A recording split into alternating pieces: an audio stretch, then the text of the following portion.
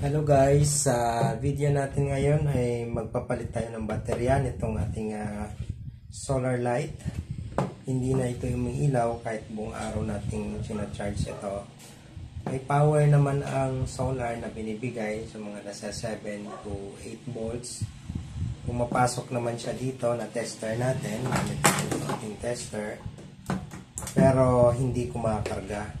Umiilaw ito kapag in-on natin na nakasaksak siya sa kanyang solar panel. Pero katulad nitong nakatanggal ay namamatay din siya kaagad. So ang gagawin natin, subukan nating palitan ng battery ito. So bubuksan natin ito.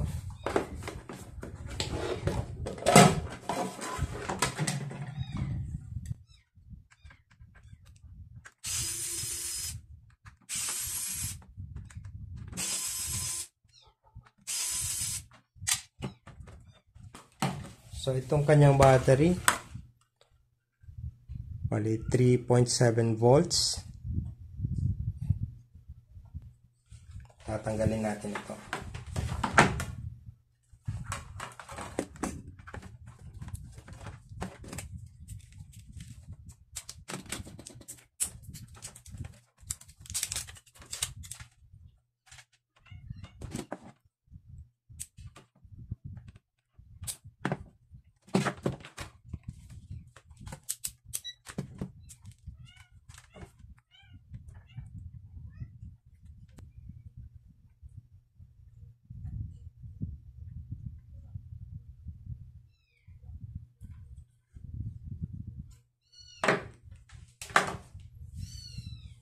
So 3.7 volts na yung kailangan natin at subukan natin itong battery na to na galing sa emergency light din ito.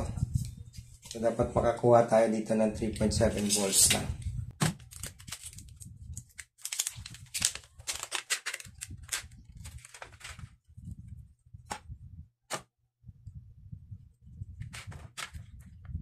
Volts.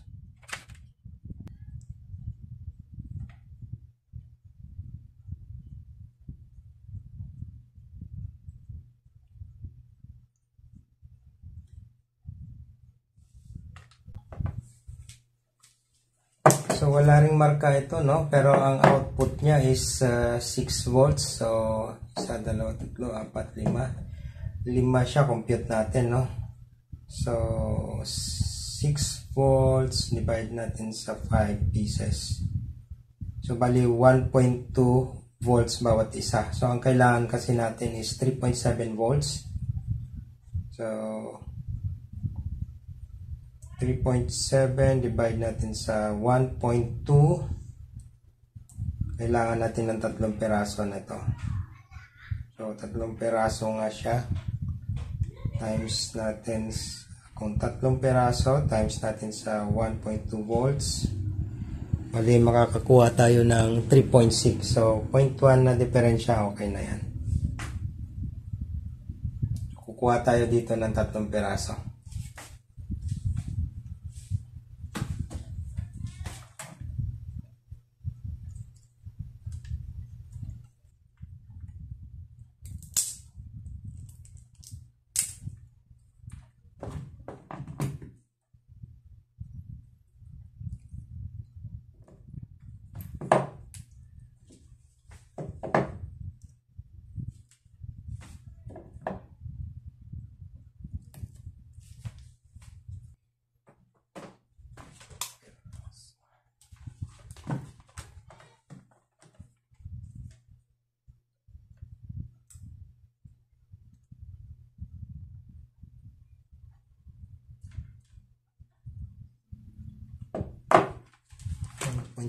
So wala pang karga ito.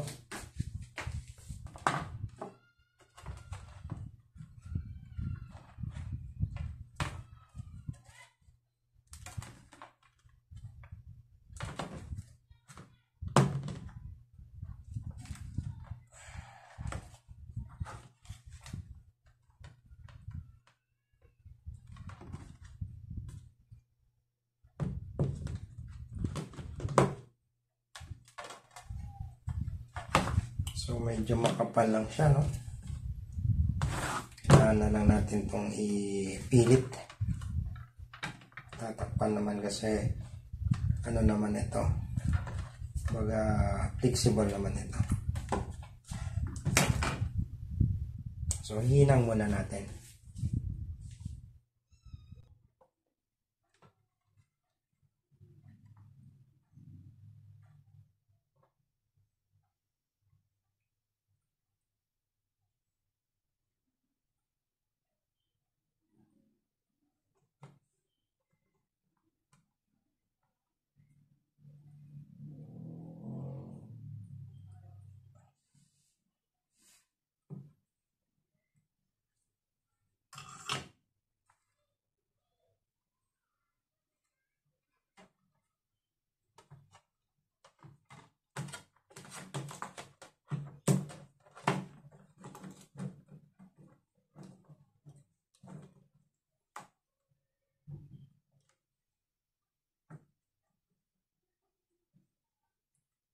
So yun, no? Umiilaw na siya, no?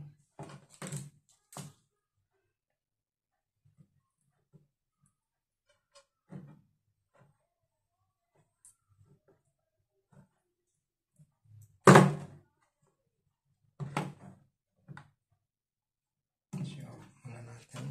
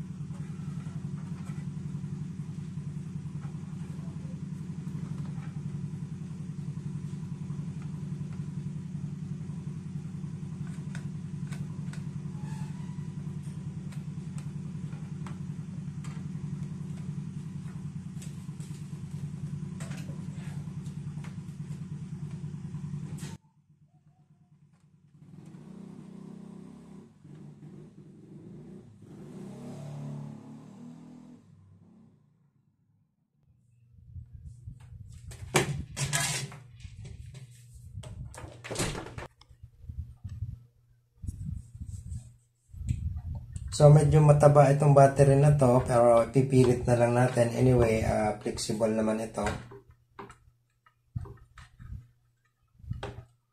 So medyo bubukol siya ng konti, pero kasya naman to kasi may uka pa naman ito. So, babalik na natin yung screw.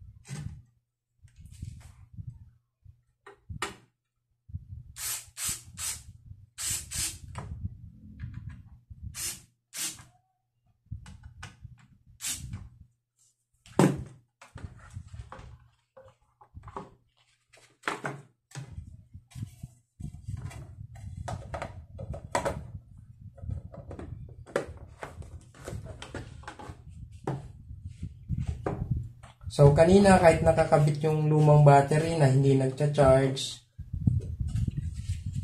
Kahit i-on natin ito ay hindi umiilaw, pero ngayon dapat iilaw na siya.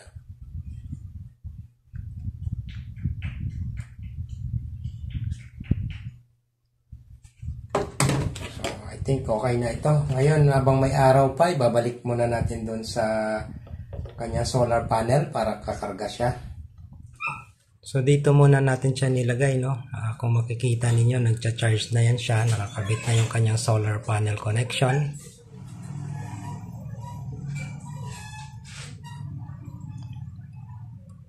Power on, power off. So ilalagay natin siya sa auto para sakaling wala ng araw mamaya ay kusa na siyang iilaw.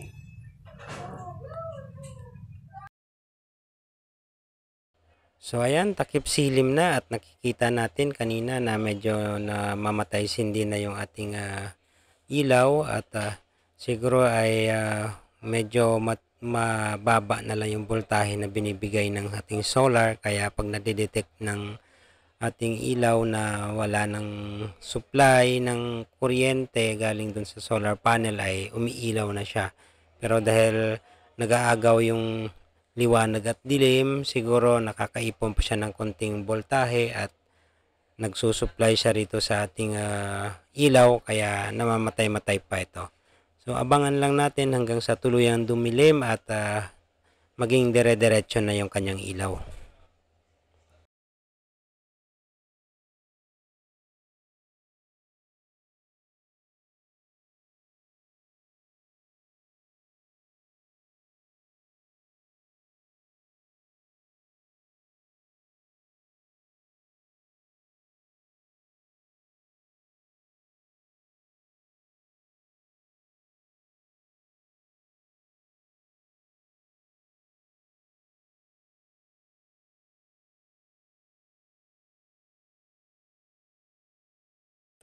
So ayan, wala na tayong nakikitang blink, ibig sabihin nun ay wala nang pumapasok na kuryente galing sa ating solar panel.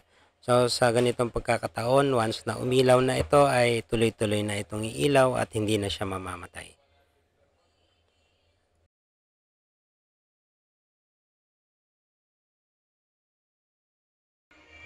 So guys, dire-diretso na yung ilaw natin at hindi na siya namamatay.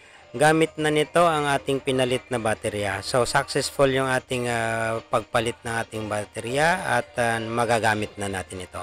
Maraming salamat sa panonood and God bless.